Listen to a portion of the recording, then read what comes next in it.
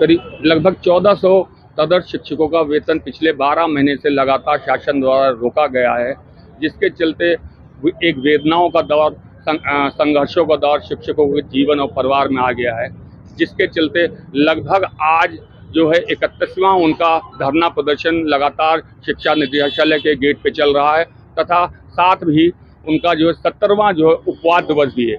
आज हमारे साथ संयोजक राजमणि जी हैं, जिनसे जानकारी लेते हैं कि इस मुद्दे पर क्या प्रगति हुई।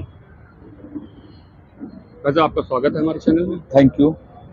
अभी तक कोई ऐसी प्रगति नहीं हुई है। प्रगति होती तो आपको यहाँ ना दिखते। बड़ी पीड़ा है, बड़े दुखी मन से हम कहना चाहते हैं आपके मंच के माध्यम से कि हमारी रोजी रोटी उन बच्चों के पालन पोषण से, उन बच्चों को हम पढ़ाने से हम ईमानदारी की रोटी खाना चाहते हैं।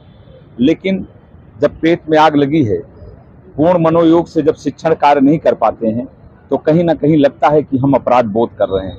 हम वेतन के लिए परेशान हैं। मैंने कहा भी था, डायरेक्टर और एसीएस महोदय ने कहा कि हम सरकार की ये मंशा है कि आपका वन टाइम सेटलमेंट किया जाए, आपको वेतन भी निर्गत किया जाए और आपकी सेवा सुरक्षा के बारे में भी निर्णय हो जाए। जबकि मैंने कहा था कि हमारा वेतन दे दीजिए, क्योंकि बच्चों की पढ़ाई बाधित हो रही है और कहीं ना कहीं मन में ये अपराध बोध आता है कि हम उसी के कारण हमारे बच्चे भी उसी का अन्न खाते हैं, हम भी खाते हैं। तो हम लोग अध्यापक हैं, कभी चोरी नहीं करते हैं। हमारा जो पीरियड है, हमारा जो समय है, हम जाते हैं, पढ़ाते हैं और हम मेहनत की रोटी खाते हैं। कहीं ना कहीं ये मन कचोटता है कि आज ये जुलाई बीतने वाली है और हम याचना के रूप में अपने पेट के लिए, अपने बच्चों के लिए हम भीख मांग रहे हैं यहाँ पर। और हम उन बच्चों को, जिन बच्चों को हम अपने बच्चों से भी ज़्यादा मानते हैं, क्योंकि उनके गार्जियन हमारे ऊपर भरोसा करते हैं, क्योंकि उनके बच्चों को भविष्य बनाना है, उनको बहुत बड़ा भरोसा है, क्योंकि हमारे ही पढ़ाने से उनके सपने पूरे होते हैं। वो जानते हैं मेरा बच्चा आईएएस बनेगा, हमारा बच्चा इंजीनियर बनेगा। तो कहीं ना कहीं हमको वो चीज़, मैं अपनी मन की वेदना बता रहा हूँ कि मुझको पीड़ा होती है जब मैं सोचता हूँ कि विद्यालय में पढ़ाने नहीं जा पा रहा हूँ। लेकिन ये हमारा दुर्भाग्य है कि उसी वेतन की बदौलत मेरे बुजुर्ग माँ बाप की दवाइयाँ चलती हैं, हमारे बेटियों की उससे शादी होनी है, हमारे बच्चों का एडमिशन होना है, हमारे परिवार की परवरिश होती है। जब परिवार की वेदना देखता हूँ, उन बच्चों की तरफ देखता हूँ, तो हमारे समझ में नहीं आता है कि इन परिस्थितियों में हम क्या करें। और बड़े दुखी मन से हम यहाँ बैठे हैं, बहुत खुशी मन से नहीं बैठे हैं। हमारा काम हो जाता, हम जाते, पूर्ण मनोयोग से शिक्षण कार्य करते और अपने बच्चों की परवरिश कर लेते। इसी के साथ और कोई दूसरी हमारी अभिलाषा नहीं है। अच्छा, अभी जो है सरकार जो है इसी मुद्दे को लेकर सर्वोच्च न्यायालय गई, तो सर्वोच्च न्यायालय का क्या निर्णय है? सर्वोच्च न्यायालय ने एसएलपी को खारिज कर दिया सरकार की, और सर्वोच्च न्यायालय ने सरकार को कहा कि यहाँ आने की क्या जरूरत थी। 142 के तहत आदेश निर्गत किया गया है, सारा कुछ अधिकार आपके पास प्राप्त है, आप इनके बारे में कोई निर्णय लेकर के और इनका वेतन निर्गत करिए। 33 जा है, उसके पहले कई बार हमारे जैसे शिक्षकों को विनियमित किया गया है। सरकार चाहे तो हमको विनियमित भी कर सकती है, लेकिन सरकार की मंशा और शासन की मंशा अगर अच्छी होती तो शायद ये दिन हमको ना देखना पड़ता। सुप्रीम कोर्ट से उम्मीदें थी, बहरहाल हम लोग नहीं गए थे। 2000 पहले के साथी गए थे, हमारे एक साथी ने कैविएट लगाया था, थोड़ा उनकी सुन ली गई है और आस जगी है। अब ये चाहें तो इनके हाथ सुप्रीम कोर्ट ने खोल दिए हैं और स्पष्ट रूप से व्याख्या कर दी है। और 2 इलाहाबाद खंडपीठ के विद्वान न्यायाधीश इरशाद अली साहब ने और पंकज भाटिया साहब ने, लखनऊ खंडपीठ के 2 विद्वान न्यायाधीशों ने विभिन्न रिटों में आदेश किया है 8300 उस सुप्रीम कोर्ट के रिट को कोर्ट करते हुए कि ये हमको वेतन दे सकते हैं।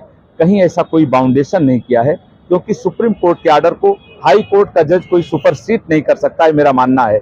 हम लोगों की बातों को और पुख्ता उन विद्वान न्यायाधीशों ने किया है और उसके बाद सुप्रीम अथॉरिटी की भी मोहर लग गई है कि इस तरीके की कहीं कोई बाउंडेशन नहीं है। चाहे तो हमको विनियमित भी कर सकते हैं, वेतन तो दे ही सकते हैं, वेतन इनको देना भी चाहिए। और इसलिए वेतन देने के लिए इनको नहीं कहूँगा, क्योंकि मैं खुद गया हूँ, मैं अपनी कानों से सुना हूँ, इन्होंने वेतन देने की बात कही है, लेकिन सेवा सुरक्षा से छेड़छाड़ करने का कुत्सित प्रयास करना चाहते हैं, जो कि हमें मान्य नहीं है।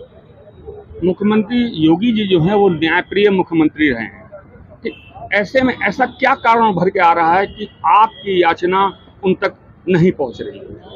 आपने सही क्वेश्चन किया, क्योंकि सदन में जब माननीय मुख्यमंत्री जी का मैं वक्तव्य सुनता हूं तो कहीं ना कहीं लगता है मुख्यमंत्री जी हमारे प्रति संवेदनशील हैं, लेकिन जब अधिकारियों के पास जाता हूं, आपके चैनल के माध्यम से बताना चाहता हूं आदरणीय यशस्वी मुख्यमंत्री जी को कि किस तरीके से अधिकारी हमारे मुख्यमंत्री को बदनाम करने की कोशिश करते हैं।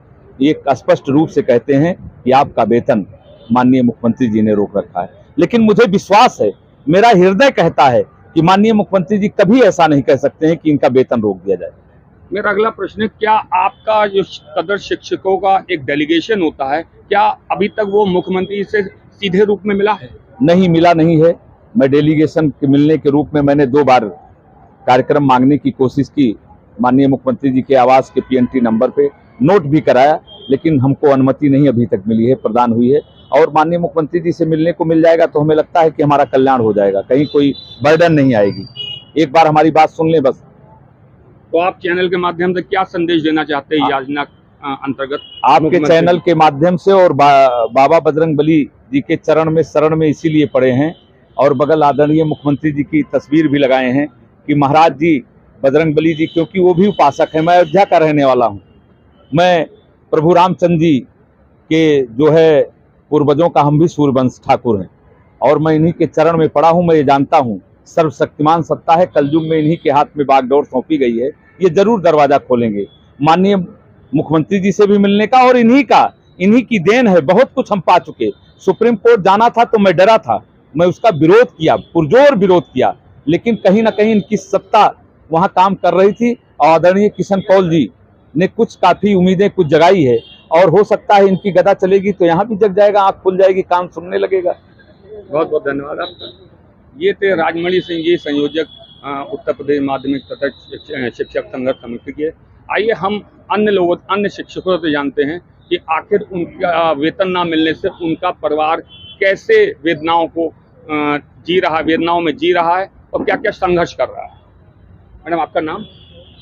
सुशीला देवी। तो मैडम ये बताइए, 12 महीने हो गए आप लोगों को वेतन नहीं मिला, ऐसे वेतन के अभाव में आप कैसे अपने परिवार का लालन पालन कर रहे हैं? वो तो आप बहुत अच्छे तरीके से जान रहे होंगे। नहीं, तो हम तो जान रहे हैं, मगर आपको क्या क्या संघर्ष करना पड़ रहा है? संघर्ष तो हमको बहुत ज्यादा करना पड़ रहा है, और हम लोग यहाँ एकत्र हुए हैं अपनी मजदूरी के लिए। हम लोगों ने काम किया है, अपनी मजदूरी के लिए यहाँ एकत्र हुए हैं। और आपके चैनल के माध्यम से मैं कहना चाहती हूँ कि हम लोगों की जो मजदूरी है वो मिले, हमारी सेवा सुरक्षित हो, और हम लोग अपने घर जाएं, अपने विद्यालय में जाएं, विद्यालय का जो हमें कार्य सौंपा गया है उसको हम करें। और अगर नहीं मिलता है तो यहाँ से हम जाने वाले नहीं हैं। हमारे साथ दूसरे शिक्षक हैं, इनसे पूछते हैं। मैडम, आप बताइए इस मुद्दे पे। आप भी भैया ने तो सब कुछ बता ही दिया है, कुछ बचा नहीं है बताने को। दुख तो इतना कि नैनों के आंसू सूख गए हैं। आंसू की वजह से भी हम अपना दुख नहीं व्यक्त करते, नैन के आंसू भी सूख चुके हैं। अब आपके चैनल के माध्यम से यही इतना कहना चाहते हैं कि हमको वेतन दें, हम सब जाएं अपने बच्चों के बीच में।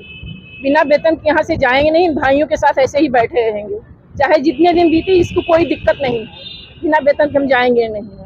तो ये थे हमारे साथ कुछ शिक्षिकाएं थी जो लगातार अपने वेदनाओं को प्रकट कर रही थी, और आंसू भी उनके भर आए थे आंखों में। और सबसे बड़ी बात है कि सरकार को इस मुद्दे पे बहुत जल्द कोई ना कोई पॉजिटिव निर्णय लेना चाहिए, ताकि जो 1400 कुछ लोग हैं, शिक्षक हैं, उनके जीवन का सवाल है, ताकि उनका भविष्य जो अंधकार में न हो। मैं ज्ञानेश गुप्ता, वीडियो जर्नलिस्ट हिमांशु गर्ग के साथ।